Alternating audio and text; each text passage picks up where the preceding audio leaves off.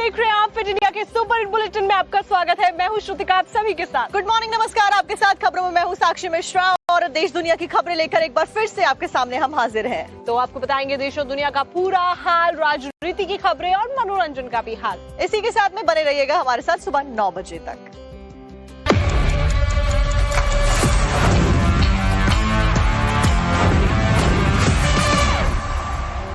अब बात करेंगे पश्चिम बंगाल की, जहां पर दक्षिण 24 परगना की फाल्टा विधानसभा सीट पर आज पुनर्मतदान हो रहा है और इसी को लेकर तमाम जो सुरक्षा की व्यवस्था है उसके चाक चौबंद कर दिए गए हैं। तस्वीरें भी सामने आई है। यहाँ पर एक बार फिर से जो वोटिंग की प्रक्रिया है वो शुरू हो चुकी है। तो आपको बता दें कि 285 मतदान केंद्रों पर मतदान जारी है। 29 अप्रैल को मतदान में गड़बड़ी के बाद में पुनर्मतदान का फैसला लिया गया था। तो चुनाव आयोग ने सुरक्षा के पुख्ता इंतजाम किए हैं। केंद्रीय सुरक्षा बलों और जिसमें सीआरपीएफ और आरएएफ की भारी तैनाती देखी जा रही है। हर बूथ पर चप्पे चप्पे पर निगरानी है। वहीं टीएमसी के उम्मीदवार जहांगीर खान ने नाम वापस लिया है। बीजेपी के देवकांशु पांडा और कांग्रेस के अब्दुल रज्जाक के बीच में ये मुकाबला हो रहा है।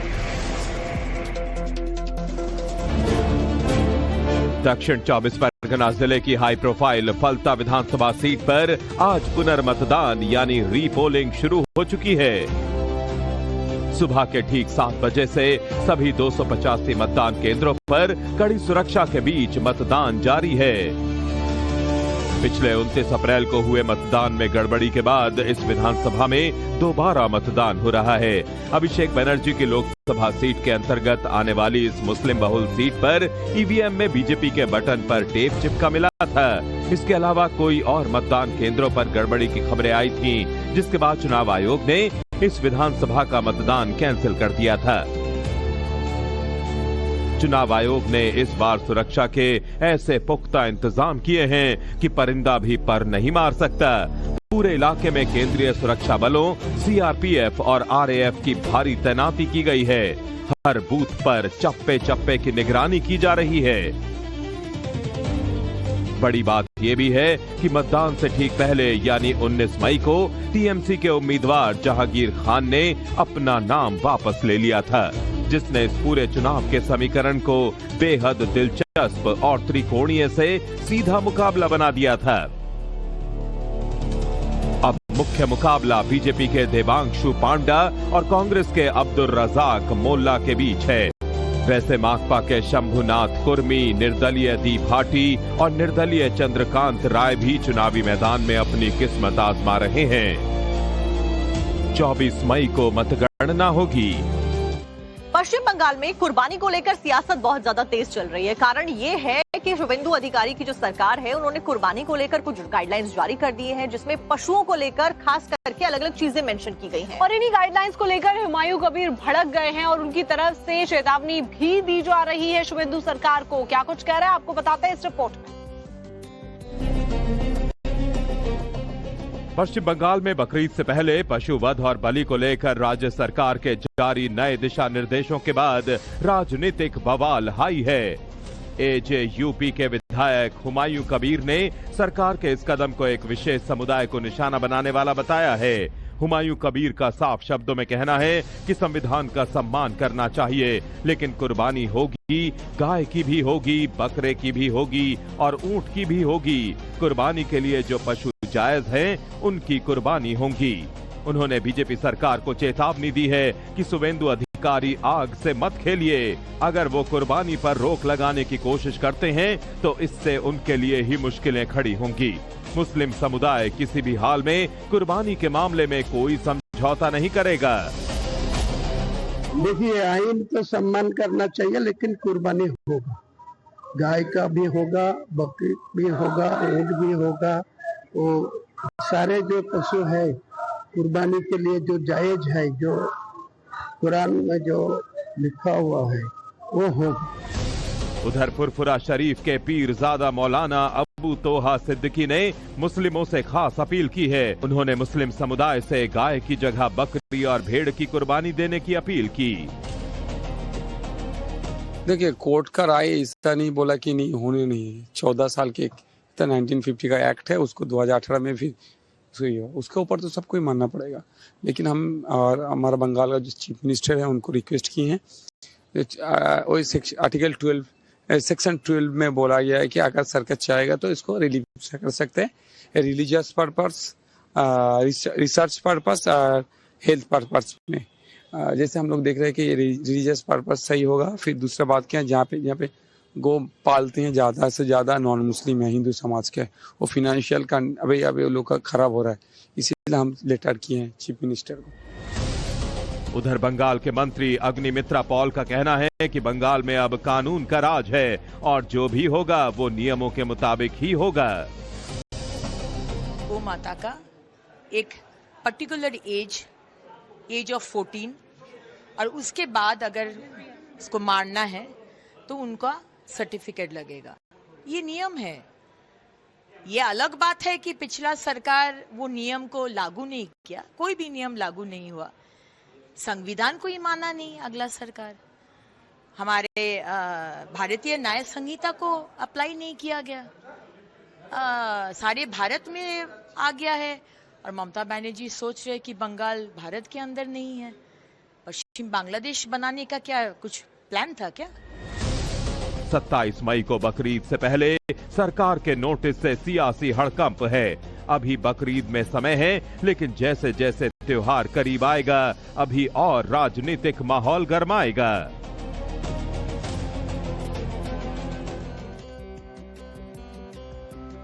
बात करते हैं पश्चिम बंगाल की, जहां पर शुभेंदु सरकार की तरफ से बातचीत की गई बीएसएफ के साथ में, और इस मीटिंग के बाद में बांग्लादेश बॉर्डर पर फेंसिंग के लिए जो जमीन है वो केंद्र सरकार को दे दी गई है। जिसके बाद शुभेंदु अधिकारी का यह बयान सामने आया। उन्होंने कहा कि तुष्टीकरण और वोट बैंक की राजनीति की वजह से ही ममता बनर्जी की सरकार ने और ममता बनर्जी ने इस जमीन ट्रांसफर को अटका रखा था।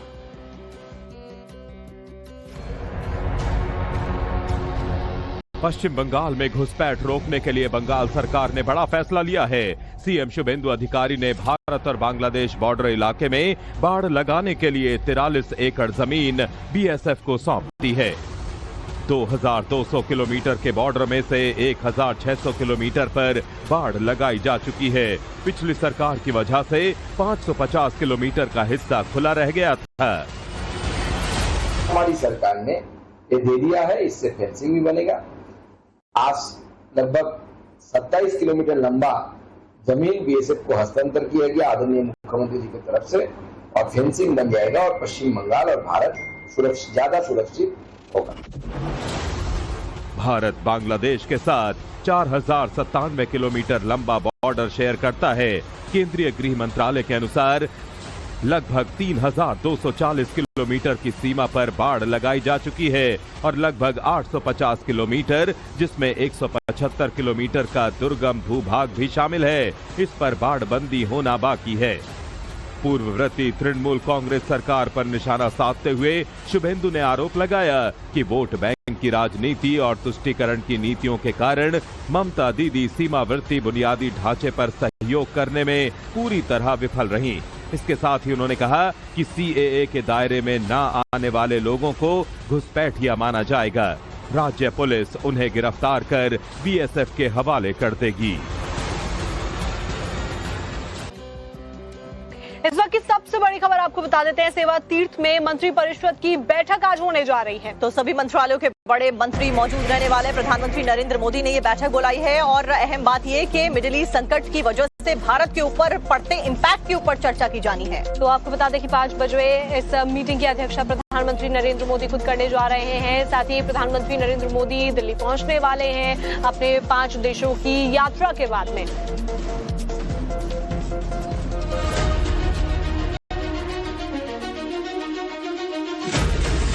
विदेश दौरे से लौटते ही प्रधानमंत्री मोदी एक्शन में हैं। आज शाम 5 बजे सेवा तीर्थ पर मंत्रिपरिषद की अहम बैठक हो रही है, जिसकी अध्यक्षता पीएम मोदी करेंगे। इस मीटिंग में सभी प्रमुख मंत्री शामिल होंगे।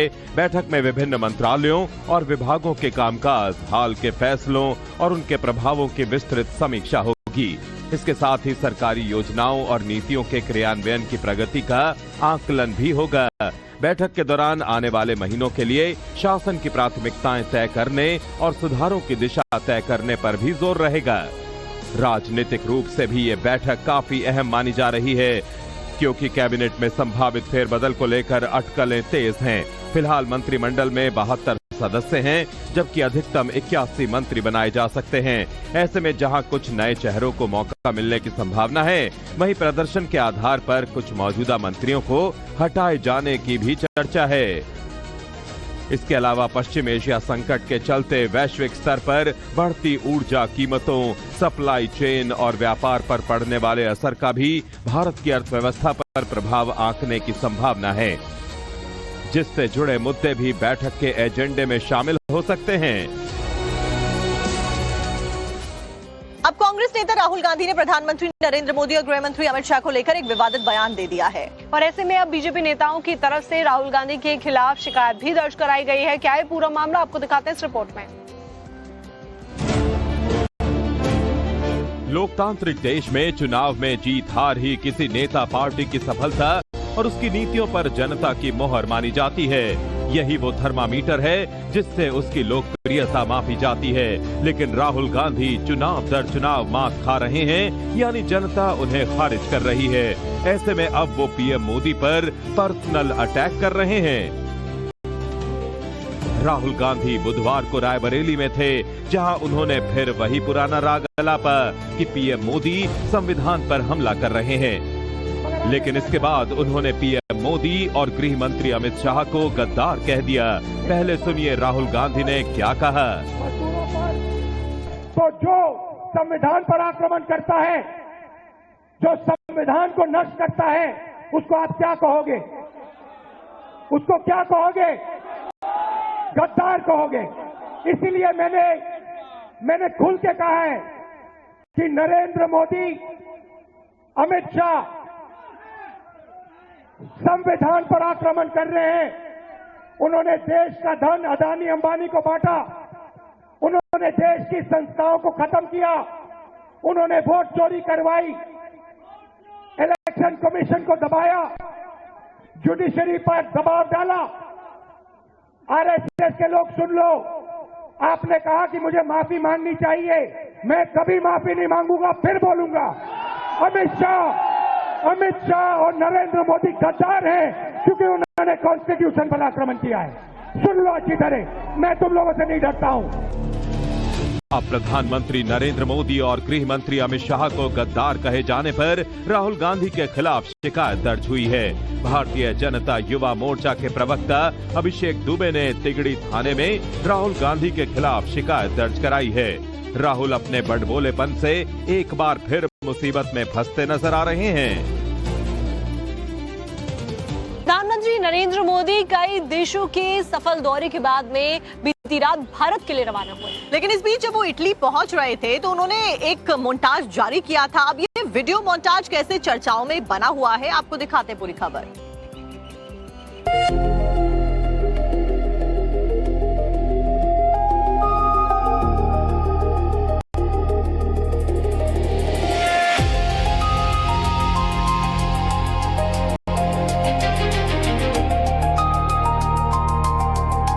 Prime Minister Modi brought us a gift, a very, very good topic.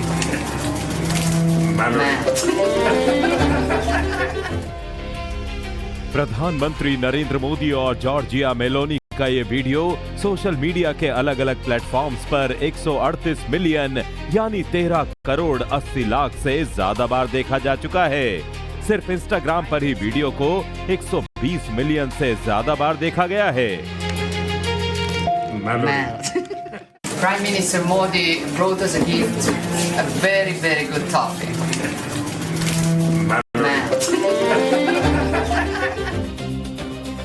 प्रधानमंत्री नरेंद्र मोदी अपने 5 देशों के दौरे के आखिरी हिस्से में इटली पहुंचे, जहां उनका प्रधानमंत्री मेलोनी ने स्वागत किया।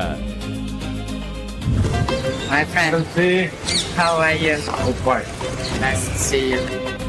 इसके बाद दोनों देशों के नेता एक ही कार में बैठकर रोम के करीब 2000 साल पुराने ऐतिहासिक कोलोसियम गए, जहां पहले दोनों ने कोलोसियम के पास के व्यू पॉइंट पर खड़े होकर एक दूसरे से बातचीत की। इसके बाद दोनों नेताओं ने उसी व्यू पॉइंट पर बैठकर डिनर किया और कई अहम मुद्दों पर बातचीत की।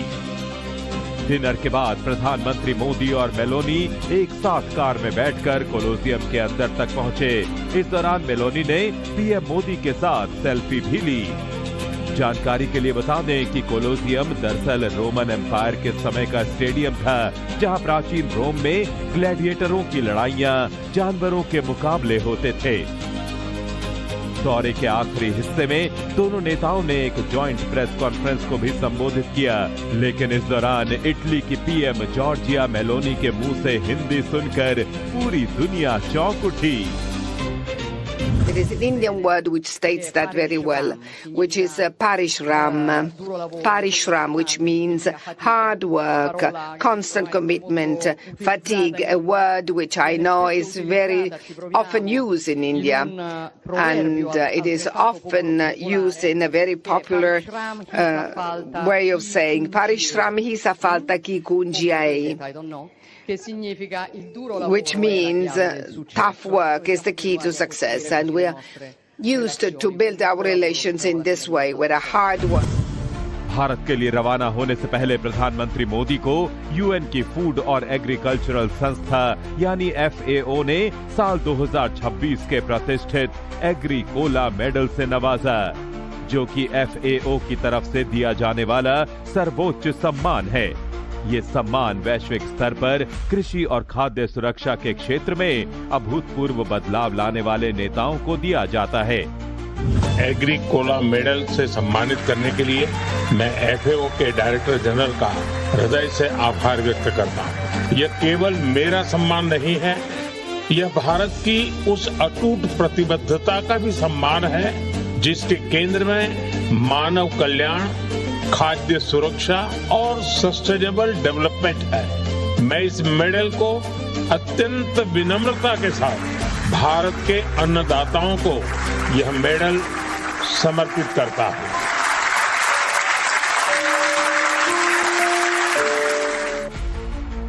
अब एक तरफ जहां पीएम मोदी और पीएम मेलोनी की ट्यूनिंग देखकर पूरी दुनिया हैरान है, दंग है, तो वहीं लोकसभा में नेता विपक्ष राहुल गांधी बयान पर बयान दे रहे हैं। मेलोडी रील को हर भारतीय का अपमान बता रहे हैं। हमारे प्रधानमंत्री ने कहा सोना मत खरीदो, ज्यादा। और चलिए बड़ी खबर का रुख करेंगे पश्चिम बंगाल से, जहां पर फाल्ता विधानसभा सीट के ऊपर उपचुनाव लगातार जारी है। तो आपको बता दें कि पश्चिम बंगाल की दक्षिण 24 परगना की फाल्टा सीट पर 285 जो मतदान केंद्र हैं, वहां पर अब मतदान जारी है। सुबह 7 बजे से मतदान की शुरुआत कर दी गई है। यही कारण है कि RAF के साथ साथ में CRPF की बड़ी तैनाती जो है कर रखी है। हर बूथ पर चप्पे चप्पे पर निगरानी लगातार जारी है। तो TMC के उम्मीदवार जहांगीर खान ने नाम वापस ले लिया था। वहीं बीजेपी के देवगांशु पांडा और कांग्रेस के अब्दुल रज्जाक के बीच में मुकाबला है। तो आपको बता रहे हैं कि कैसे हर बूथ पर चप्पे चप्पे पर निगरानी की जा रही है। TMC के उम्मीदवार जहांगीर खान ने नाम वापस लिया और अब बीजेपी के देवगांशु पांडा और कांग्रेस के अब्दुल रज्जाक के बीच में कड़ा मुकाबला होने जा रहा है। जो जानकारियां मिली थी, गड़बड़ी हुई थी और उसी के बाद में फैसला लिया गया कि पुनर्मतदान कराया जाना है।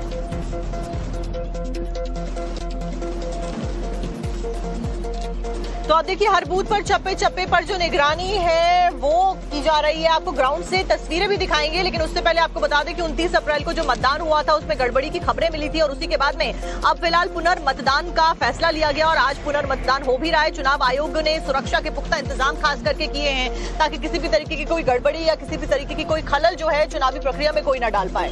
केंद्रीय सुरक्षा बलों की तैनाती कर दी गई है, जिसमें CRPF और RAF की भारी तैनाती की गई है। हर बूथ पर चप्पे चप्पे पर निगरानी की जा रही है ताकि सुरक्षा में कोई भी चूक ना हो सके और उसी का ध्यान अब रखा जा रहा है। साथ ही चुनाव आयोग की तरफ से सुरक्षा के पुख्ता इंतजाम पूरे इलाके में कर दिए गए हैं। 285 मतदान केंद्र है जिन पर वोट डाला जा रहा है।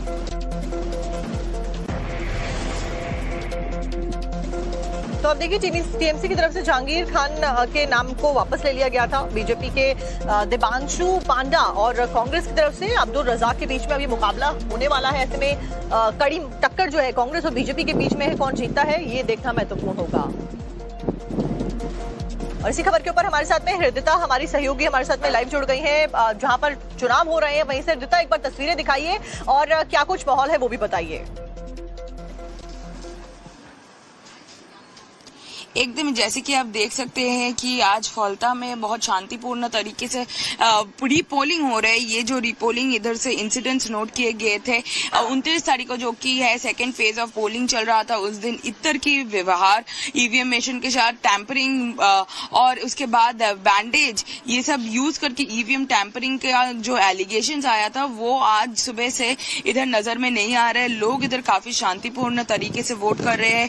हम थोड़ा लोगों से बात भी कर लेंगे कि उन लोग में जो डर था, जहांगीर खान का जो डर था, जो चुनाव के पहले देखा गया था और उसके बाद महिलाओं ने भी बात किए थे, तो आज क्या परिस्थिति है, कैसे वो लोग वोट करें। अगर हम लोग थोड़ा बात कर ले तो मैं आपको बता सकती हूँ। दीदी, आप वोट दे के आ रहे, तो आज क्या डर से दे रहे हो या शांतिपूर्ण? शांतिभावे भोट देওয়া হয়েছে, খুব আনন্দ করে ভোট দিয়েছি।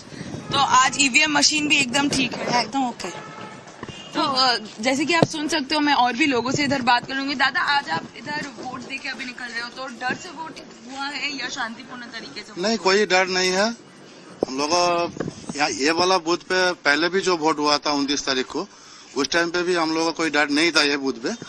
पूरा फॉल्टा का माहौल कैसा है? फॉल्टा का माहौल अभी बहुत अच्छा है, लेकिन पहला वाला वोट में फॉल्टा में कुछ जगह में थोड़ा गर्मी था, लेकिन हम लोग को इधर में पहला वोट भी हम लोग बिना डर से दिया था और आज तो एकदम भी डर नहीं है। बहुत बहुत धन्यवाद।